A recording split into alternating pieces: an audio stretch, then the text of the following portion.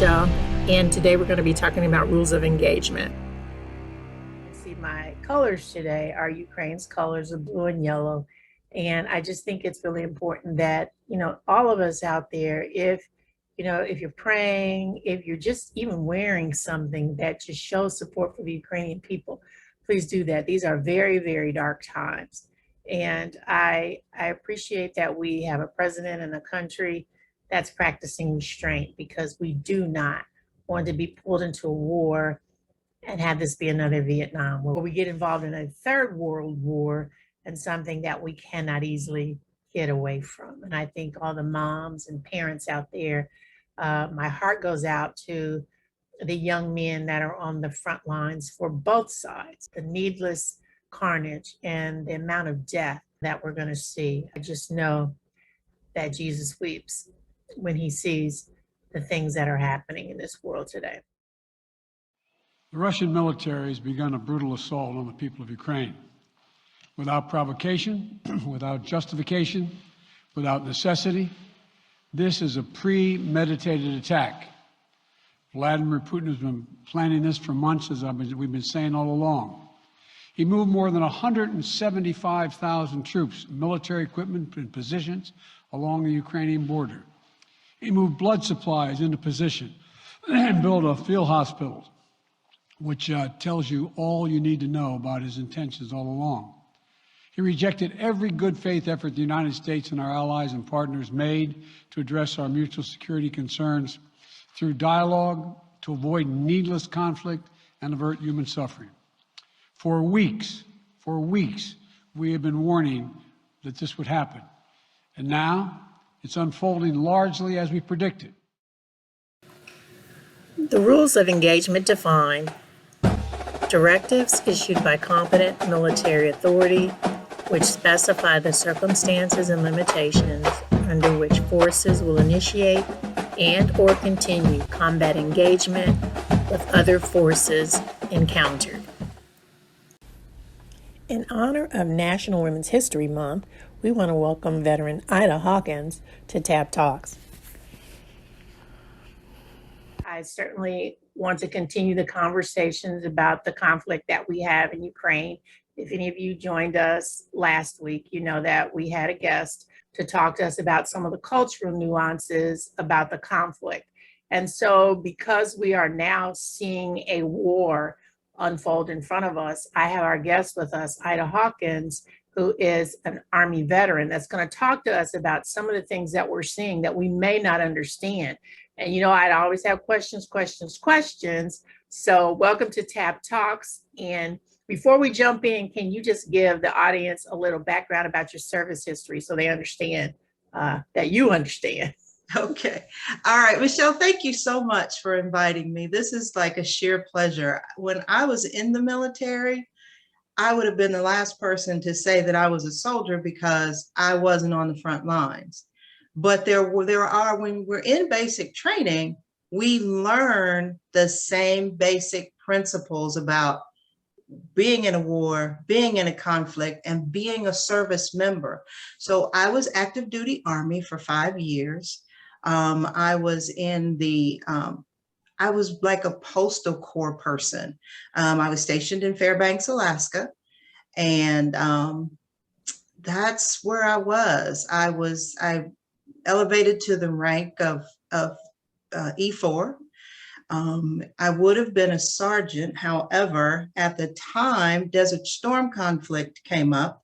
I was married at the time. My husband was active service in the Army, and they were going to divide our family and told us that we would have to send our children off to live with someone else while we went off to war for a year or possibly 2. That being the case, I was eligible to get out with an honorable discharge, and I did, because I was not, the thought of both of my children losing both of their parents was terrifying to me. I love my family and I loved his family, but they were my children and I wanted to raise them. So. And I think that's good for people to understand that those are the type of sacrifices that people in the military are asked to make. I mean, Yes, that basically God, country, yes, family kind of comes secondary or third in there. And if you don't have a clear sense of what the priority is, you may absolutely. say, hey, we're going to both go to war and hopefully things work out and our kids will be okay. So I Yeah, think all the moms out there, the parents out there certainly understand yeah. that decision. If I hadn't been in a position where I was eligible for reenlistment, I wouldn't have had an option. Well, thank goodness you live in a country where Yes, you have those options. We're seeing things now where people are being conscripted. They don't have that absolutely, option. I mean, they were absolutely. told, this is what you're going to do. Yes, They don't go by codes of democracy or choice. no, And basically, I believe we were told from our guest last week that in Ukraine, if anyone age 18 to 60, that was a male, was conscripted and placed in the military. So that was absolutely. involuntary service. So people Yes, understand that. yes. And that, no one should have to do that involuntarily. You should, if you want to, but everybody's not equipped for that. Some people have other giftings that can be supportive of the military, but no one should be forced to go in if they're not ready, because that's where you get these people that get in and they don't know, and then they commit suicide, and they have where we see all these horrible things that happen to men and women, that men that were drafted back in the Vietnam conflict, and their mental health is horrible. They just, because they didn't have proper mental health care and they were forced to do something that they didn't want to do, and then they had to go in and they killed women and they killed children, and there was no choice or option for them not to follow those orders or to be drafted. And that's a horrible place to be put in. Well, thank you for sharing with us, because we all know that there is a very dark history regarding the Vietnam War and some of our other wars. But I will agree with you that professional military is a lot different than being drafted and being told that you have to go. Absolutely. And I think that's why it's important for us to talk about what are those rules of engagement, because when you are a professional soldier, your Yes. behavior is going to be a whole lot different than Yes. someone who thinks, I just want to go play guns, and go and shoot people. And then that's not really what we're talking about today. So, No. okay, the show today, we're talking about rules of engagement. So the goal for tonight is for us to leave with a thorough understanding of what is fair in war and what is not. When you went into military training, Yes. when is that rule of engagement or fair play in war and combat, when is that introduced to someone that's in training? Okay, so the training for an officer and the training for an unenlisted soldier are the same but different. Basic training is pretty much the same for everyone, but the educational piece for an officer and an enlisted person or an unenlisted person is different, because an unenlisted person does not have that command authority. So lieutenant and higher gets more of the rules of engagement training. Unenlisted personnel get more of the Uniform Code of Military Justice, which is what the rules are, that you follow your chain. That's the first thing, is you follow your chain of command. If your chain of command does not tell you that you are supposed to be active, have your weapon active, then your weapon should not even really be unholstered or off your shoulder, because you are not supposed to be using that weapon randomly. Those orders have to come down from your chain of command. The highest chain of command in the United States is the chief commanding officer, which is the President of the United States. Commands come down from there. But even as a foot soldier, you still have to follow the directives of your squad leader, your platoon leader, the officers in charge. You do not just disengage your weapon at any time when you randomly feel like it. Now, if you're in an active war situation and you have to make split-second decisions based on your life or the life of some civilian personnel, then you will be able to discharge your weapon because you've been given direct orders to protect and defend. But other than that, your weapon should not be disengaged at any time. Like when we see things going on here in America where there are riots and things of that nature, most of the time the military personnel do not have their weapons in a position where they're going to fire them. They're strapped on their backs, they're holstered they're holstered, but they are not active weapons. And they should not be. Because if you see military personnel coming down the street and they're ready to fire their weapons, you need to get out of the way because you're going to get shot. Because they've been ordered. They've been given direct orders that they can disengage their weapons. Wow. So yeah, but rules of engagement are something that are taught more to military officers. You learn a little bit of it, and there are people that are not officers that learn, but in basic training, you learn the Uniform Code of Military Justice, which was established in 1950 by congressional enactment. And it was to set a standard of procedures and criminal laws. So there are criminal laws that can be consequence of not following orders or disengaging your weapon without a direct order. There are criminal laws that a soldier has to, that can be charged with. That's why you have Leavenworth prison in Kansas. It is a military prison. It is for those people who have disobeyed orders, gone AWOL, and all kinds of other things. But one of the reasons they go there is if you have killed civilian personnel without an active order. Like you just went rogue on your own and decided that you couldn't trust these people and you were afraid and you shot them. They get court-martialed for that.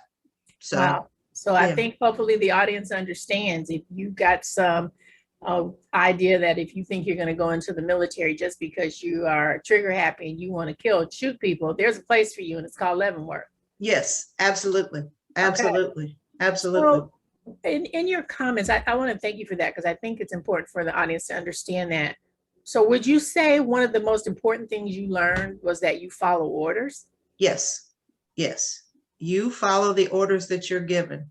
And if you don't, there are all kinds of consequences. You can get put out.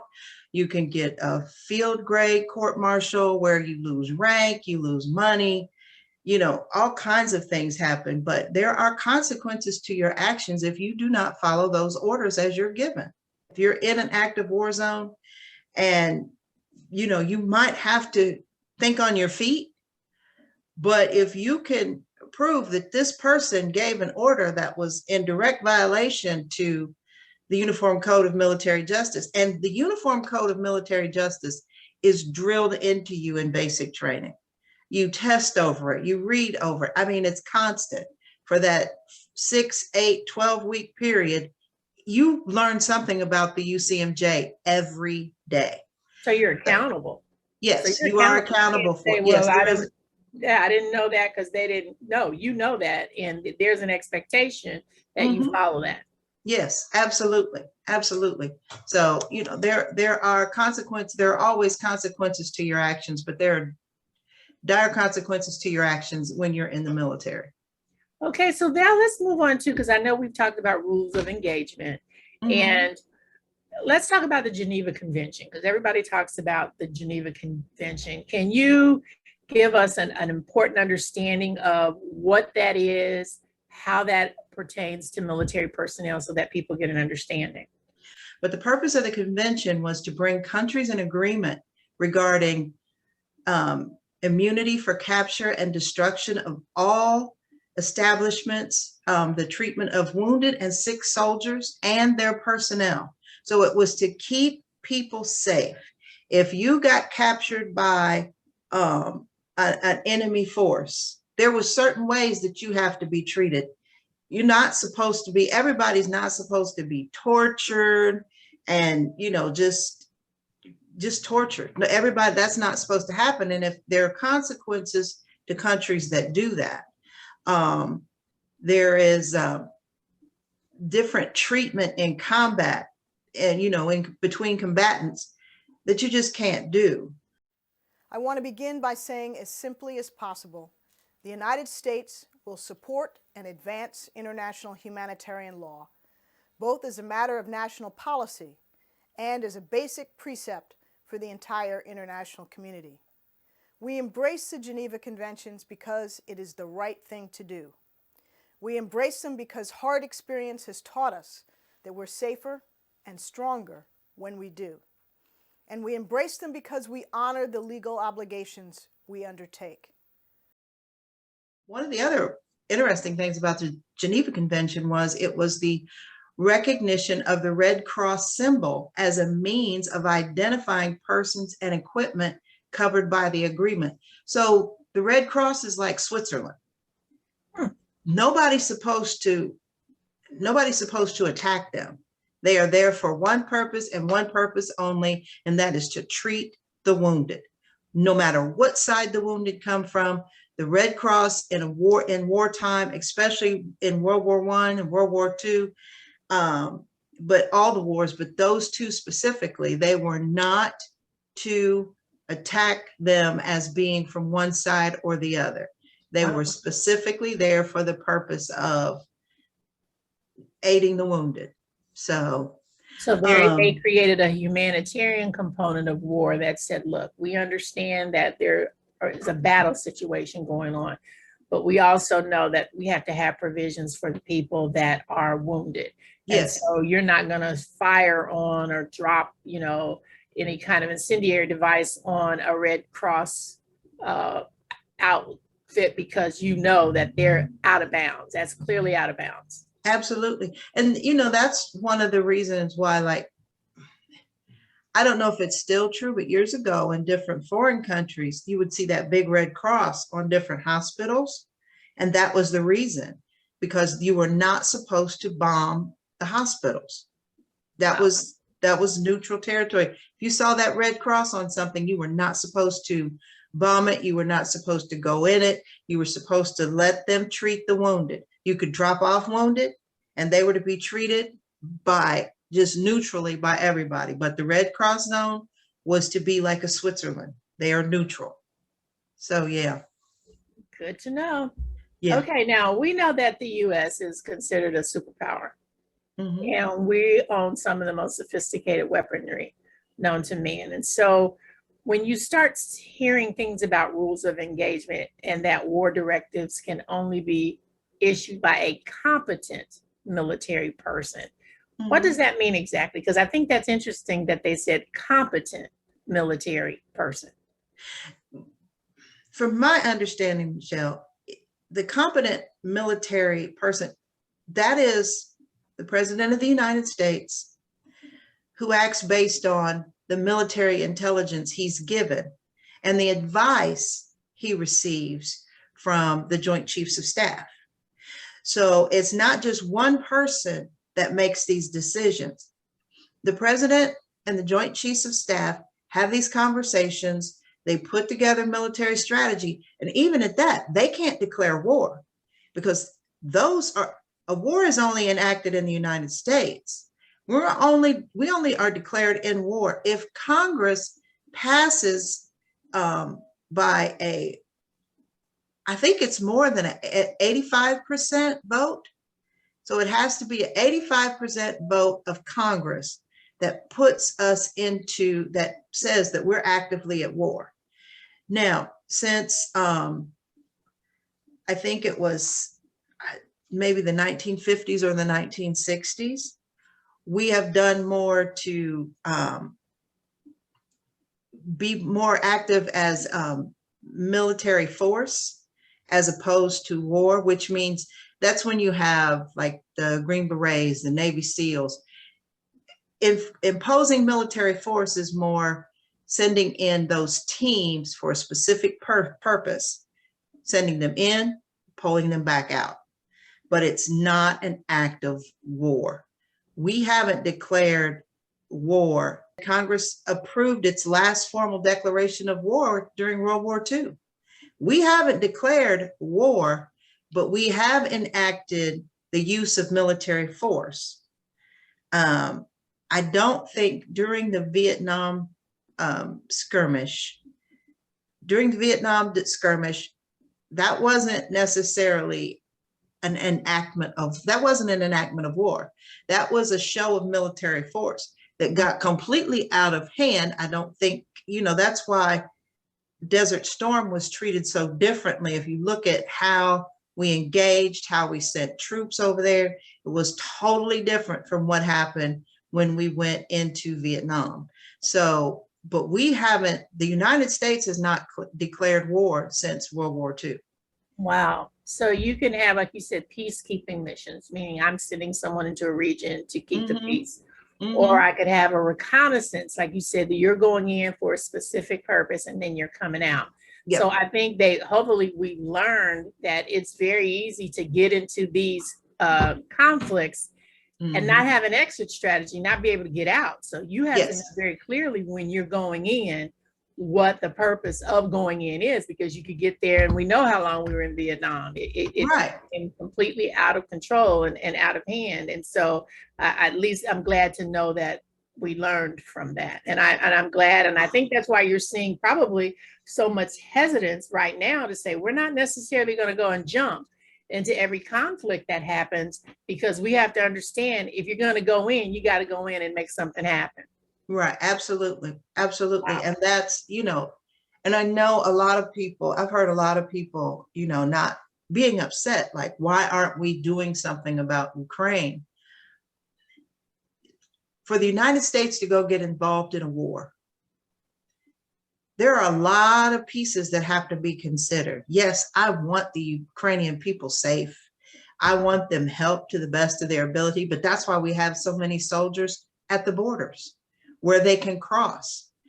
But I mean, now the president of the Ukraine has asked for us to send in military personnel, but he hadn't asked for that before. And it is not the United States mission to go breaking into other countries that we've not been invited to. Now, I don't know, since the president of Ukraine has asked for more military support, I don't know how that's going to look. I don't know how that's going to transpire. But up until a few days ago, he had not asked us to come in. So that was the other piece that most people weren't aware of, that you can't just go barging into somebody's country. Because you become a party to that war. And I think Putin has certainly been clear that any involvement that he considers to be overstepping your bounds, he's going to consider that an act of war. And he's been very clear about that. I know there were discussions about creating a no-fly zone. And he said, if any other country wants to get involved to that level of degree, they consider that an act of war against them. So it's just been very, very interesting. Absolutely. Absolutely. But there's one thing that I think we need to clear up, because, we were talking about the rules of engagement. Yes. That's only a concept for the United States. Is that correct? Yes, it is. Yes, it is. That is not a concept for all countries. We have specific rules of engagement that the United States military is to follow. They're outlined, they're detailed, and the first step is the Joint Chiefs of Staff going to talk to the president, and they have to outline for these reasons, we want to engage these rules. And you don't always initiate all of them at the same time. So maybe we just want to send Navy personnel. We just want to be a force on the water. So we want to surround somebody's perimeter with naval forces. Maybe we want to send in the Marines, which is more of a ground, kind of joint ground air force.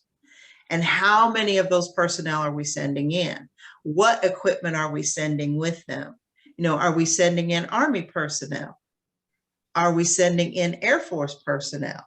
Or is Air Force personnel supporting the Navy? Are they supporting the Marine? So there's also, when you look at the rules of engagement, there are specific rules and they have to be adhered to, they have to be understood.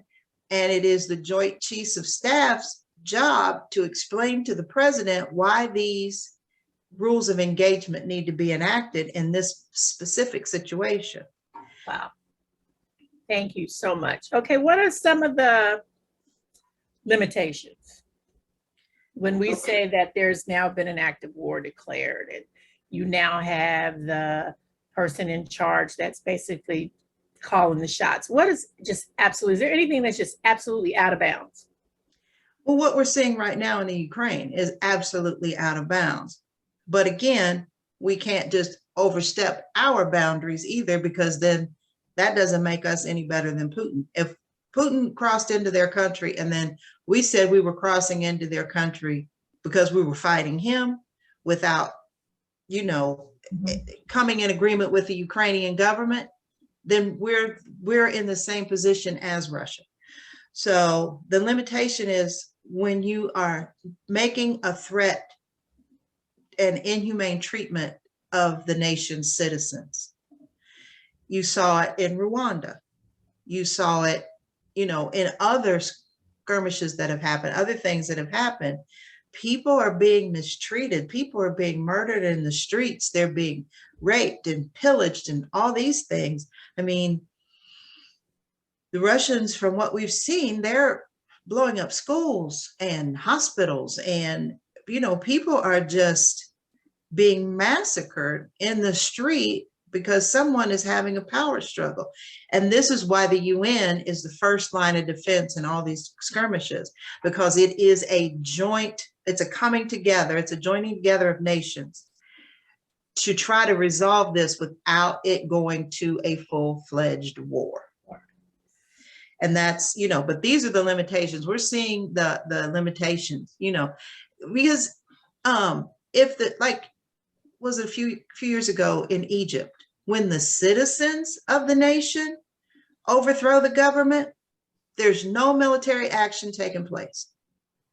Now, there may be border patrols that protect borders of that nation so that those that are overthrowing the government. But if it is the citizens of a nation that are overthrowing their own government, you don't see any military action going on there. Everybody stands out of the way. It happened when Germany toppled, when Russia toppled. Those were the citizens of the nation taking matters into their own hands. And so that, that's a totally different, that's hands off. We can't touch that. We don't have anything to do with that. Is not another nation attacking, one nation attacking another. That is an internal civil war, and we don't have anything to do with that. And we've seen, and I think the President Biden's used the term unprovoked attack on a sovereign country.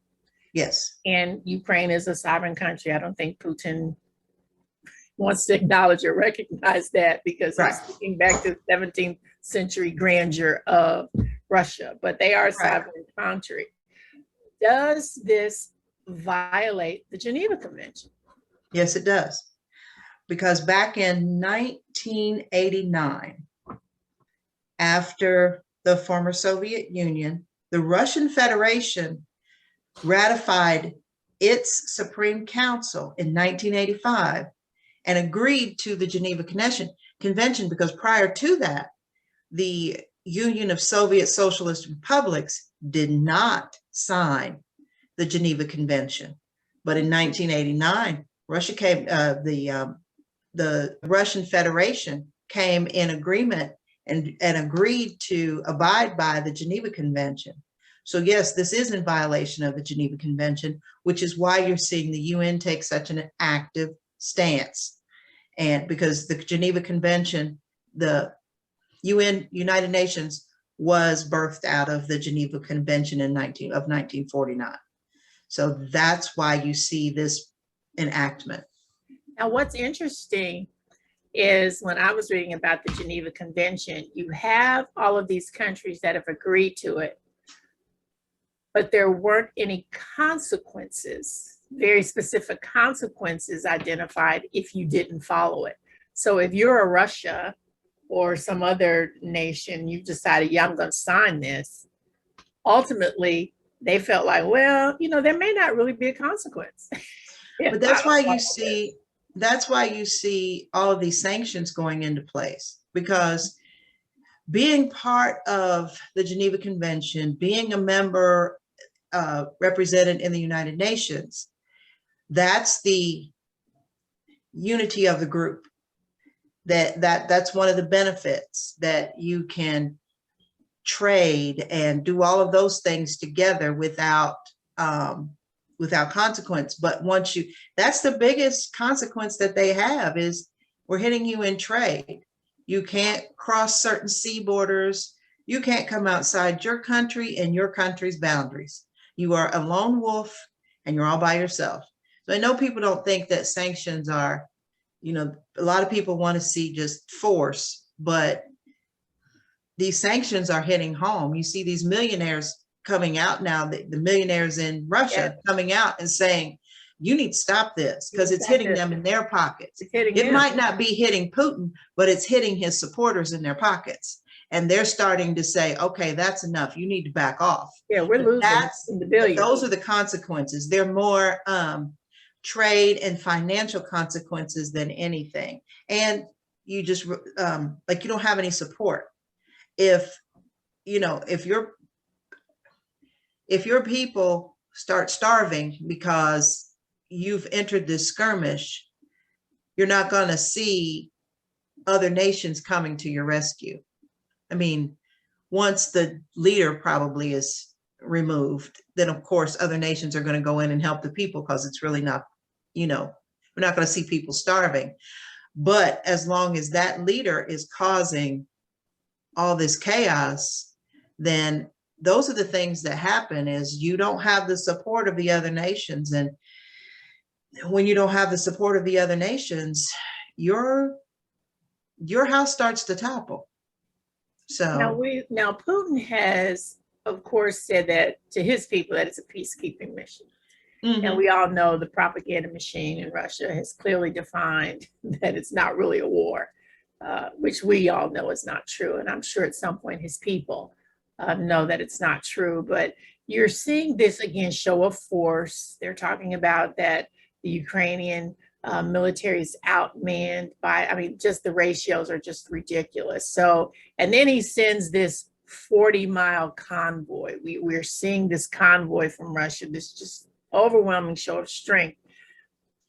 At some point, that seems barbaric to me, that you have a ratio of, I've got 6 or 7 men to your 1, and yet I'm still going to send in more people. Mm-hmm. Isn't there some requirement that Russia has to make sure that the citizens are able to get out of there? Because it seems like that's even been contentious. No, they should, but we already know that this person has no care of human life. So he should at least, but he's not going to. That's, I guess, by his standard, some of the things that I read, by his standard, the sitting at the border for all those days or weeks that he sat there and didn't cross the border, that was their warning. But we're talking about a person that is after one thing and one thing only, and that's power. He wants to usurp the power. And if he is able to do it in the Ukraine, there's not a whole lot that's going to stop him from trying to take other nations as well. Right. We don't think the end game is just Ukraine. We think of course not. Kind of the beginning. Yes. Of him returning the Soviet Union to its 17th century grandeur. And we've seen a map of what that looks like. So yes, I hope the rest of those countries are watching, because their turn is coming. Absolutely. That explains the 40-mile convoy. It's not, he doesn't need a 40-mile convoy, I don't think, just to take and see, but that was one of the things too, was to me, when I'm reading about this, he sent that 40-mile convoy because it was like a taunt to the other nations, to the United States, to France, to Britain. And then, you know, that's why all the talk about airstrikes in airspace, because we could have blown that convoy off the map. But had we done so, we would have crossed into airspace, and that would have given him An excuse. an excuse to start firing nuclear weapons all over the world. And that's what he's looking for. Wow. He's a bully, and bullies bully, and bullies taunt because they want to engage. They pick on Ukraine, but his end game is the rest of the United Nations. It's the other superpowers. I want you to fight me. So I'm going to go over here and pick on this little kid over here so you come out and fight me. And then when you come out and fight me, I'm going to cry wolf and go tell the principal that you hit me, but I'm not going to tell the principal what I did. But he's a bully, and that's what he wants. At least I think you're absolutely right. And I think there have been some comparisons that what he's doing has been compared to the Civil War, that when we had states in the United States that were trying to secede, that created a war. And he feels like, you know, really those territories really belonged to Russia. And he's got this thing in his mind, I'm going to restore the gem that I've now inherited. You know, Stalin didn't do it, Lenin didn't do it, you know, and he's, you know, memorialized in a tomb. I'm going to do what they didn't do. So you're absolutely right. There's just a real power element to him trying to say, I'm going to do what they couldn't. Yes. So do you look at those comparisons at all? I mean, you know, people say, hey, the United States, you know, you dislocated all those indigenous people, you've had wars, you don't stand in a position of looking at us. What do you say about that? I say that might be some of the stuff that he uses as his justification. But I'm not really one when it comes to things like that to do the whole comparison thing. Heinous crimes of usurping authority, yes. We have no record of murder, rape, plundering, theft of property. I mean, we do have theft of property, but treating humans as chattel in the Ukraine, which is what happened in the Civil War, which is what was going on in the Civil War. Indigenous people were being run off of their land. People of African descent were being raped and pillaged and treated as chattel. I don't know that he might not do that if he was left to his own devices, but I don't think that I can't right now compare the two, not to the Civil War more, and not even as much to Hitler. He's not after a specific, like his hate isn't directed toward a specific group of people. His is not a prejudice or a bias. His is an ego thing where he can, like you said, restore back to the former Soviet Union the way it was in the 17th century, you know, and so that's what he's after. But he doesn't have this all-out hate against one group of people like Hitler did, or like we see racists have. We don't see the white supremacy. Does he like people of color? I don't know. I don't really think he cares. I think right now his is an ego trip. Yeah, his power. He's power. Anybody that gets in the way. Anybody that gets in the way. Yeah. He's letting you know. And he doesn't care who it is. He doesn't care what you look like. You can be a man, you can be a woman, you could be black, white, purple, or green. He doesn't care. He's after a power, he's on a power trip, and he's after that power. So wow. Excellent information. Okay, let's talk about Putin and his statement that he's going to put his people on high alert, i.e. his nuclear strike team. Mm-hmm. What would ever make him think that this conflict would escalate to a nuclear war? Because he certainly understands he's not going to be unscathed in a nuclear event. But that's what he's after, because what he wants to engage, from my what I see, what he wants to engage is all the countries, but the biggest conflict he wants to see is between the United States and China. And if he can get those two fighting, this is straight up nuclear war. Yes. So that's why he keeps throwing that out there. That's why he keeps, I mean, China's already said this is all the United States' fault. Okay. But China's mad at us. They've been mad at us for a few years now. So there's a problem there. But that's what he wants. Because if he can get everybody else fighting, see, if the United States and China starts a war, or at least engages in military force against each other, they're so focused on each other that that gives him the opportunity to go after those countries that he wants. Right. So, Keep us busy. Yeah. Keep Yeah, us busy so- and keep us out of his yard so that he can do what he needs to do, and we need to focus on the conflict that he obviously. And I think you're absolutely right, because I'm going to share a map here. It clearly shows the countries that have basically been neutral. They've said basically nothing. There are people that have basically supported him.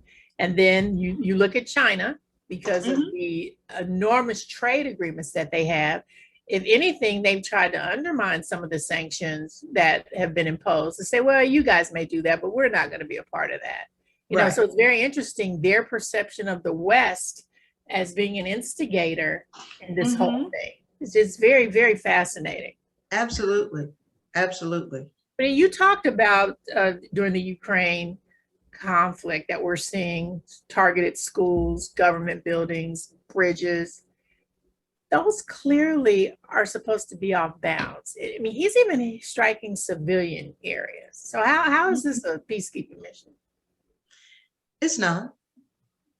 And that's what his people, when his people get factual news, that's what they're seeing, and that's what they're protesting against. Because I've read some things where people in Russia are protesting as much as they can, because, he's trying to make it, a socialist country again. So, but they're protesting from seeing the schools and the bridges and, all those, the orphanages blown up. They're protesting against that. They're like, this isn't when they can get factual news coming in. And right now he's got control of the news media. So, what they're hearing is really hearsay, because it's coming from probably family and friends outside the country, but they're not getting factual news. Even there, I was talking to someone that I know, and they're even trying to scramble their internet access so that they can't get any factual information. So no, he has violated all the precepts of the Geneva Convention and things that he has come into agreement with. I know I saw and that's interesting. You're saying the internet, the role that it's playing in terms of getting information out, because you're seeing people post a lot of stories, whether that be on just channels, anywhere where they can get media out. And you're seeing some very disturbing images coming out, because they absolutely know, and he absolutely knows, yeah, I'm going to have to scramble this because this narrative isn't fitting what I'm telling my people.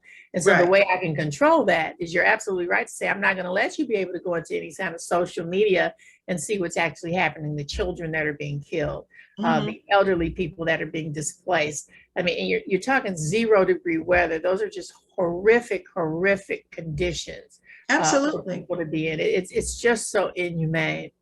Well, because it's just like the Russian soldiers that are fighting. They don't know that they're targeting a school or an orphanage. They're given coordinates. They're in a tank. They're given coordinates. They're told to fire. That's all they know. That's all they know. And it's the same with, American soldiers or any others. They don't know specifically what they're firing at. They're following orders. They're given coordinates. They fire. Unless you know the country or the terrain, you don't know what you're firing at. You just know that your chain of command has told you to fire at this spot. Now, you made an interesting comparison. We talked about Nazi Germany. we obviously know many of those commanders were tried for war crimes. The story that had a grim preface in the horror of Nazi concentration camps comes to an equally grim end in Israel, as Adolf Eichmann is sentenced for his crimes against humanity. Defense attorney Robert Savatius will automatically appeal, but this is the end for Eichmann, who was seized in Buenos Aires in 1960 and spirited to Israel. The three judges started to study the evidence when the 4-month trial ended in August and found Eichmann guilty on 15 counts of the indictment. In his bulletproof booth, Eichmann sits stoically as the charges are summed up. The unseen witnesses against this former Gestapo colonel are the 6 million Jews he is convicted of slaughtering. The judges then call on the defendant to stand as they pass their sentence. The end of a trail of blood and horror. The end of a man whose name will be written in infamy. The man who escaped the Nuremberg war trials by fleeing to South America receives justice at the hands of the people whom he had aimed to wipe out.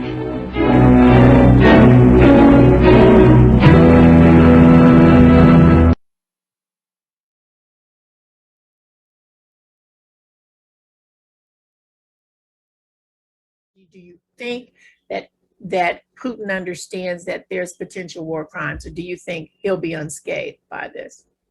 I don't think Putin will. I think that if he is captured, he will be tried for war crimes. I don't know that they'd let him live, but if he does, then he would be tried for war crimes. But the difference between the Hitler regime and what's going on with Putin is they haven't been able to get as far. In the Hitler regime, you had officers and enlisted people, and they were doing horrible things to people. They were cutting off fingers and toes and just leaving people lay there for dead and, raping and pillaging. They stole art that is still being unearthed around the world. So we haven't gotten to the place that Hitler and his armies were. But I can't say that it wouldn't happen. But right now, there's not as much of that one-on-one contact. You don't have as many soldiers on the ground in the Ukraine that are able to interact with the civilians. So right now, I don't know how that would go. It would be based off of the factual information that's unearthed after this is over. Yeah, he probably thinks in his own mind he's just going to run a clean war so that he doesn't have to be accused of any war crimes. But it still goes. Well, because he's still in Russia. He's not in the Ukraine. You're right. He's got other bloods on other people's hands. Yeah, he's just sitting up in his little ivory tower, sitting, dictating what needs to happen, but he's not getting his hands dirty. Not physically.